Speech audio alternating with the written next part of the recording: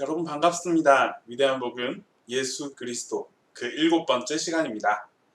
이번 세션에서는 회개를 선포하면서 사람들을 부르시는 예수님에 관해서 배울 것입니다. 예수님은 뜻밖의 사람들을 부르셨습니다. 예수님의 첫 번째 제자들은 그 부르심을 무시하지 않고 옛 삶의 방식을 모두 버린 채 예수님을 따라 나섰습니다. 예수님의 부르심에 은혜가 있고 또 제자들의 순종의 역사가 그곳에 임했습니다. 이제 이 부르심의 장면들을 우리가 깊이 한번 살펴보면서 우리에게 주시는 교훈이 무엇인지 한번 찾아가 보겠습니다. 먼저 오늘의 본문 마태복음 4장 17절에서 22절 말씀과 9장 9절에서 13절 말씀을 제가 먼저 읽어 드리겠습니다. 이때부터 예수께서 비로소 전파하여 이르시되 회개하라 천국이 가까이 왔느니라 하시더라. 갈릴리 해변에 다니시다가 두 형제 곧 베드로라 하는 시몬과 그의 형제 안드레가 바다에 그물 던지는 것을 보시니 그들은 어부라. 말씀하시되 나를 따라오라. 내가 너희를 사람을 낚는 어부가 되게 하리라 하시니 그들이 곧 그물을 버려두고 예수를 따르니라.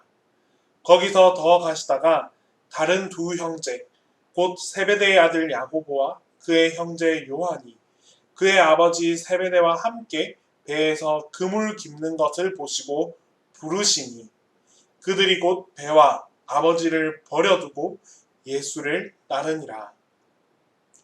예수께서 그곳을 떠나 지나가시다가 마테라 하는 사람이 세관에 앉아 있는 것을 보시고 이르시되 나를 따르라 하시니 일어나 따르니라.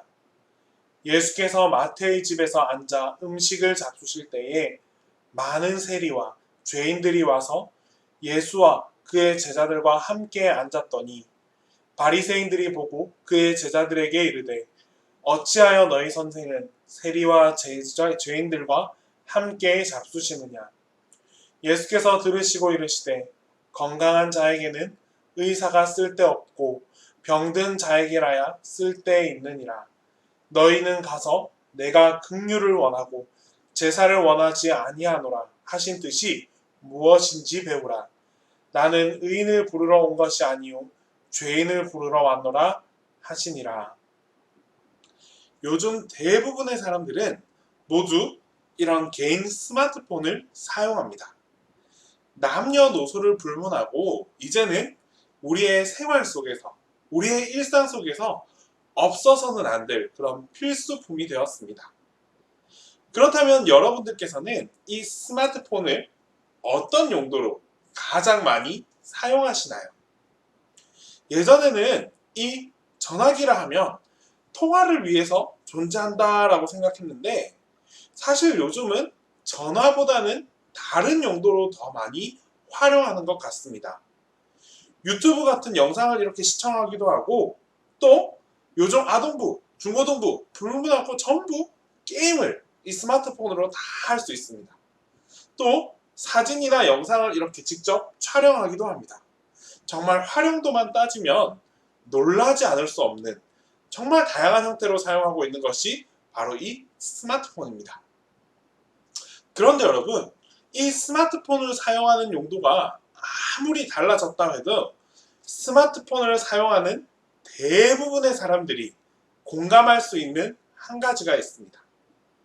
바로 상황에 따라 혹은 기호에 따라 내 스마트폰으로 걸려온 그 전화를 종종 무시하는 경험이 있다는 겁니다.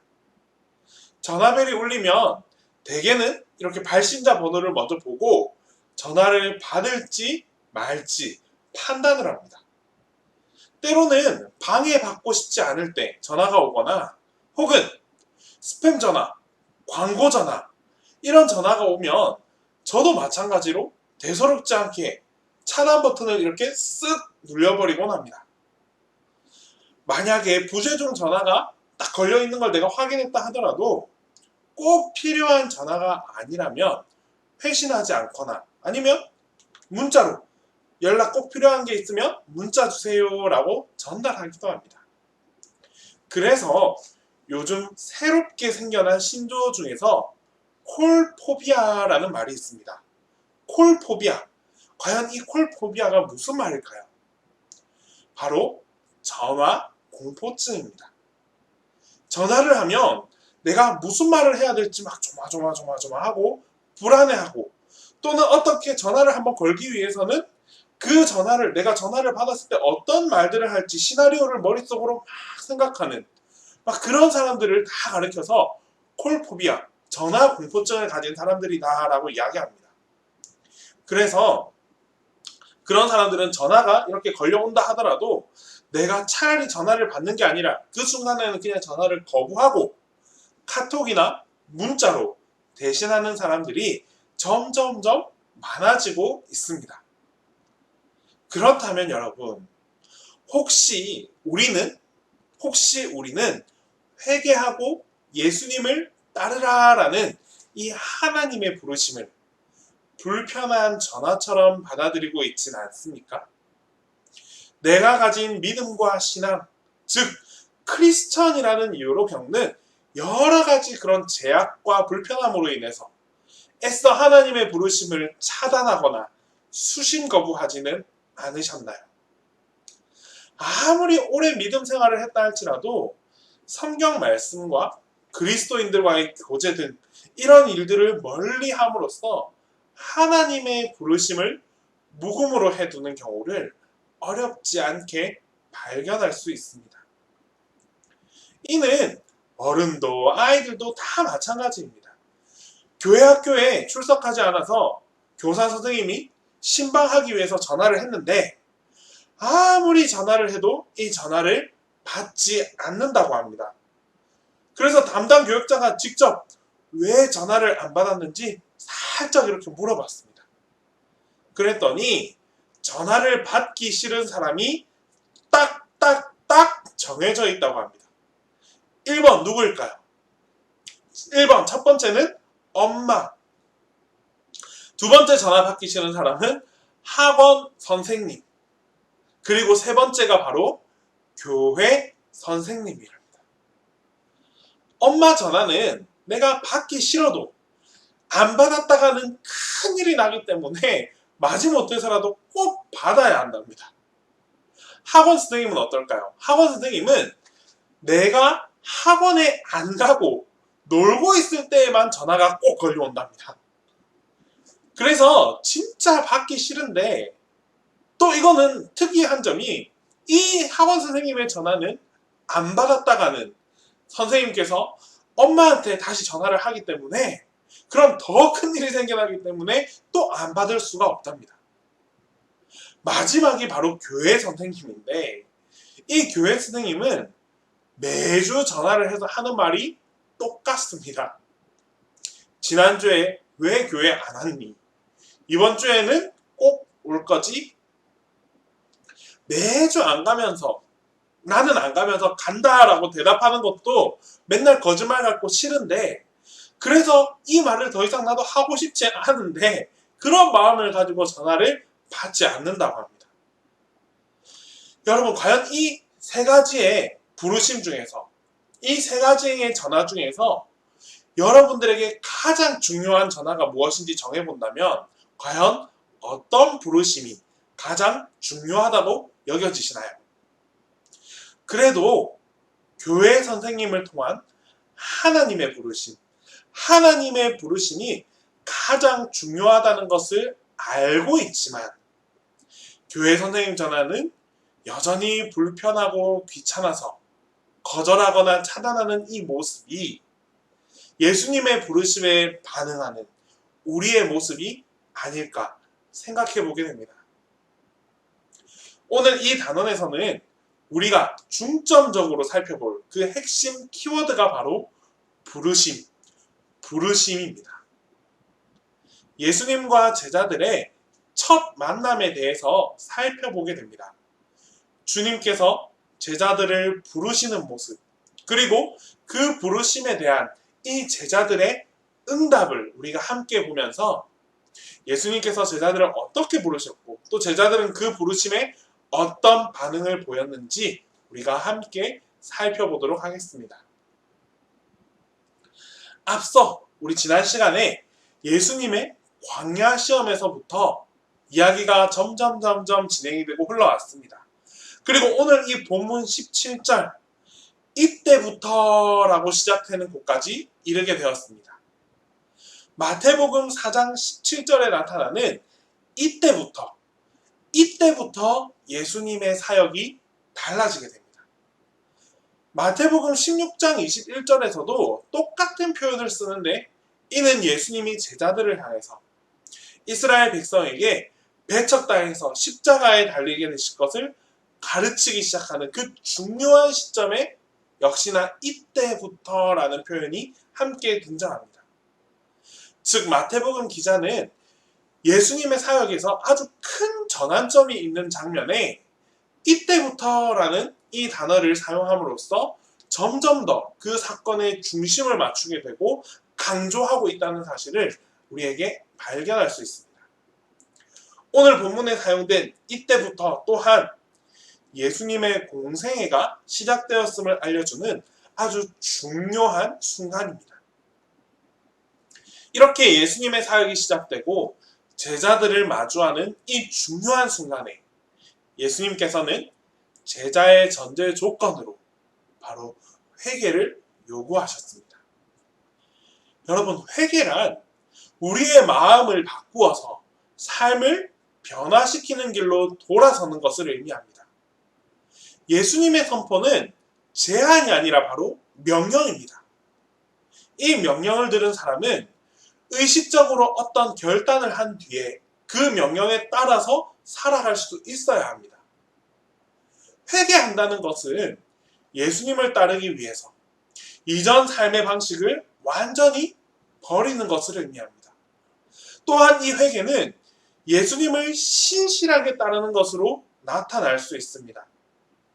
예수님의 사역은 바로 이 회개의 선포로부터 시작되셨습니다.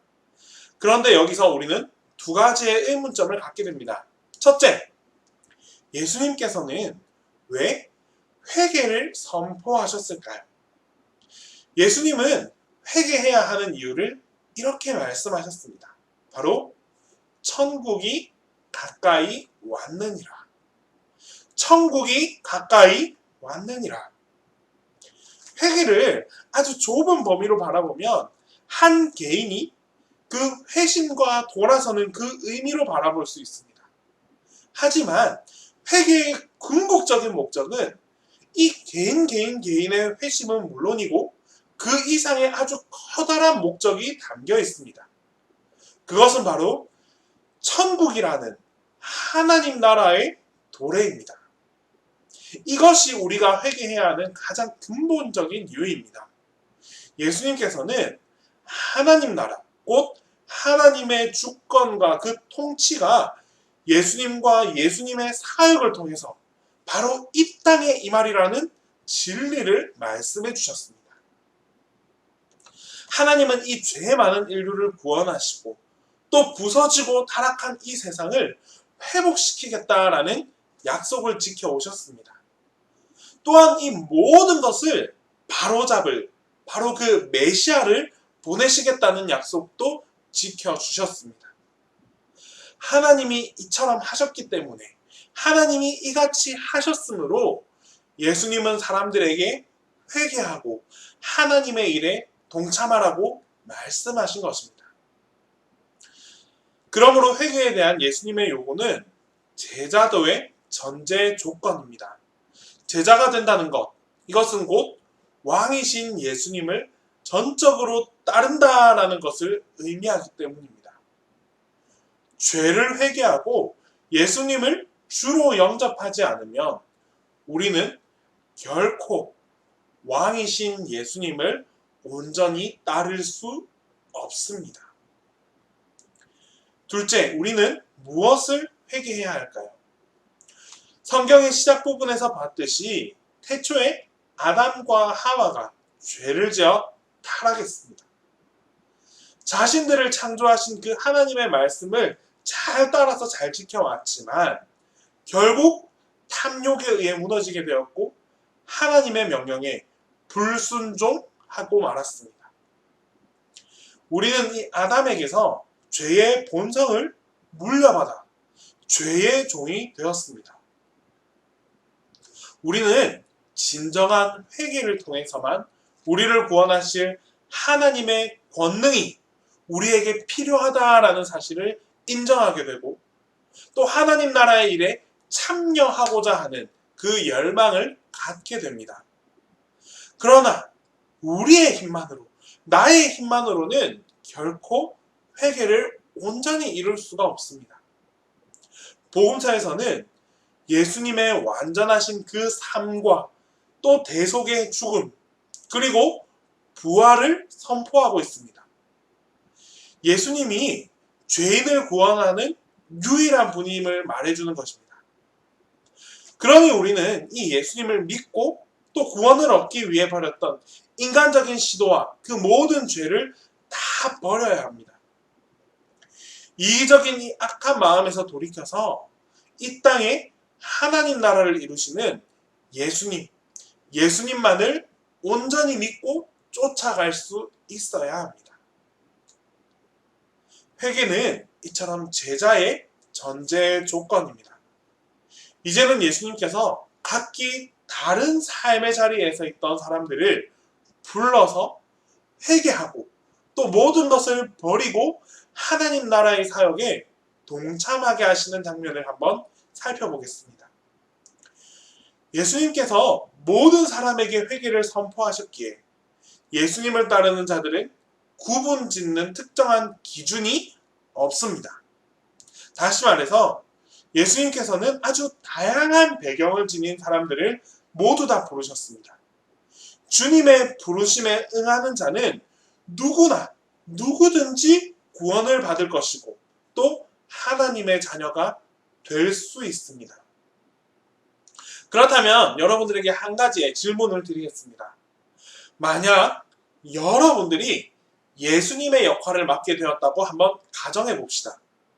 그리고는 나를 도와서 이 세상, 이 모든 세상을 변화시키고 구원할 수 있게 하는 그 최고의 팀을 한번 구성해 본다면 여러분들은 어떤 사람들을 나의 팀원에 구성시키겠습니까? 세상을 변화시킬 최고의 팀을 구성하기 위해서 모르긴 해도 아마 각계각층에서 가장 유능한 사람들을 뽑아서 구성하고자 할 것입니다. 그런데 놀랍게도 예수님께서는 자신의 제자로 부유하고 영향력이 있는 그런 유명인이나 인맥이 넓은 정치인이나 탁월한 리더십을 가진 기업인 그런 사람들을 택하지 않았습니다. 예수님께서 가장 먼저 선택하신 제자는 다름 아닌 어부 형제들이었습니다. 첫 번째로 부름을 받은 베드로와 안드레 형제는 매일 바다에서 이렇게 열심히 일을 해야만 했던 육체 노동자였고, 두 번째로 부름을 받은 야고보와 요한 형제는 아버지와 함께 그물을 깁는, 그 그물을 깁고 있는 아주 평범한 노동자였습니다. 그들은 당시 사회에서 주목받는 인물이 결코 아니었습니다. 그렇다고 부나 명예를 갖추고 있거나 사회적으로 인텔리한 계층의 사람들이 전혀 아니었습니다. 그들 모두는 바로 평범한 어부였습니다. 그런데 예수님께서는 그런 어부들을 제자로 부르셨습니다. 그리고 또 놀랍게도 그들을 부르실 때에 그들이 하는 일과 관련된 표현을 드러내서 이 표현을 통해서 내가 너희를 사람을 낚는 어부가 되게 하리라 라고 말씀하셨습니다. 예수님께서 이들에게 바로 맞춤형 부르심을 선포하신 것도 아주 놀라운 일입니다. 그런데 이것보다 더 놀라운 것이 또 있는데 바로 두 형제들의 반응도 참 놀랍습니다. 두 형제 모두 예수님의 부르심에 즉각 따라 나갔습니다. 그들은 자세한 내용을 전혀 알지 못했습니다. 어디로 왜 가는지도 전혀 몰랐고 마음에 정한 바가 아무것도 없었음에도 불구하고 예수님의 말씀에 그냥 순종하고 따라갔습니다. 오늘날 예수님께서는 이기적인 삶을 떠나서 주님을 따르라, 주님을 따르라 라고 말씀하시면서 우리를 부르고 계십니다. 주님의 특별한 부르심을 이해하기 위해서는 반드시 지혜가 필요합니다. 우리 모두는 이 부르심을 따르기 위해서 자신의 운명을 좌우하려는 생각을 과감하게 내려놓고 포기할 수 있어야 합니다. 인생의 결정에 영향을 미치는 그런 이기적인 야망을 포기하라는 의미입니다. 다른 무엇보다도 하나님 나라가 우선순위가 되고 최고의 가치로 여길 수 있어야 한다는 말입니다. 예수님께 우리가 순종할 때 주님께서 우리를 통해 놀라운 일을 하십니다. 회개를 촉구하는 이 주님의 부르심은 영광스러운 구원 사역을 강조하기 위해서 이처럼 다양한 배경을 가진 사람들을 모이게 하셨습니다. 주님은 사람들이 가장 기대하지 않는 사람들을 부르셨고 또 결코 예측하지 못한 일들을 직접 행동해 주셨습니다. 잘난 사람들, 뛰어난 사람들을 제자로 부르지 않으시고 오히려 보잘것없는 그 평범한 사람들의 변화된 삶을 통해서 자신의 영광, 하나님의 영광을 세상 가운데 드러내 주셨습니다.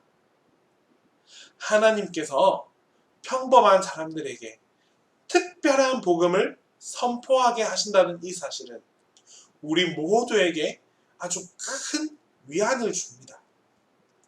내가 어떻게 잘나고 뛰어나야지만 하나님의 선택을 받을 수 있는 게 아닙니다. 우리 모두는 하나님께서 지으신 보통 사람들입니다. 내가 아무리 크고 위대한 능력을 가지고 있다 한들 그 능력은 우리 주변에 있는 다른 사람들에 비해서 아주 조금 뛰어날 뿐입니다. 사람이 아닌 하나님 앞에서 그 하나님과 나를 견주어 보면 그 어떤 뛰어난 재능이라 할지라도 조금도 특별하지 않습니다. 때문에 하나님은 오히려 평범한 사람들, 보통 사람들을 다가가 불러 일으키셨습니다. 이 부르심에 순종하는 보통 사람들을 직접 특별하게 만들어 주셨고 변화시켜 주셨고 특별한 복음을 전할 수 있는 그 능력과 지혜를 주신 분이 바로 하나님이십니다. 이것이 바로 주님의 부르심이었고 제자의 순종이었습니다. 더 나아가서 예수님은 어부들만 부르지 않았습니다. 멸시받는 직업을 가진 사람들도 역시나 불러주셨습니다. 단적인 예로 세리 마태를 들 수 있습니다. 한 주석가가 이 세리에 대해서 다음과 같이 설명했습니다. 유대인들은 세리들을 증오하고 경멸했다. 왜냐하면 그들은 로마 제국의 압제자를 위해서 일하는 애국심이라고는 1도 없는 그런 사람들이었기 때문이다.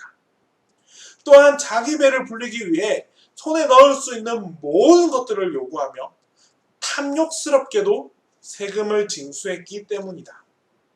이러한 이유로 사람들에게 질이 낮은 사람들만이 이런 세리의 일을 할 수 있었다.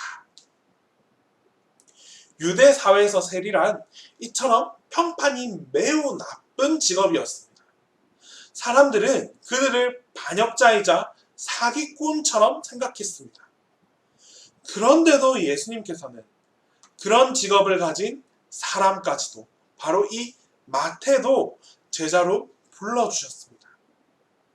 엄청난 비판을 받게 될 것을 미리 알고 계셨음에도 불구하고 말입니다. 마태는 예수님께 역시나 순종함으로 예수님을 따랐습니다.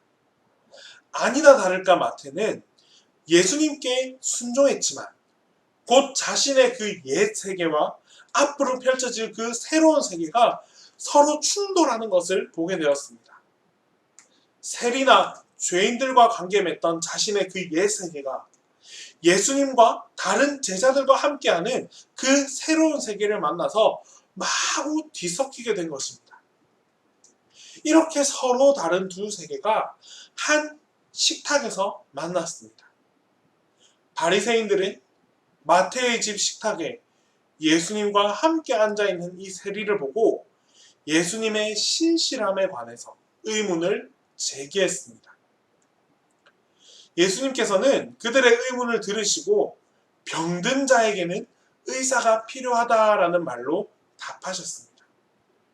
그리고는 의인이 아닌 죄인을 부르러 왔노라. 이것이 바로 잃은 자들을 찾아 구원하시는 예수님의 마음입니다.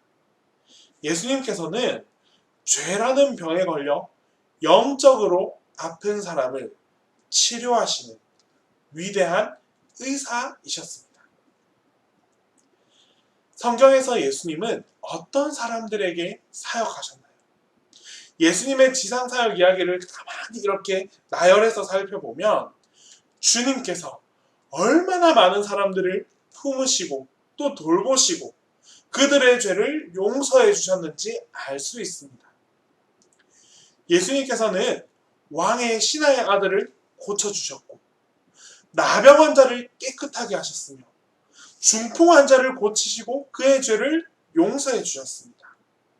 또한 혈류증에 걸려서 정죄받는 그 여인을 고쳐주셨고 또한 수많은 무리를 먹이시면서 죽은 자도 살려주셨습니다.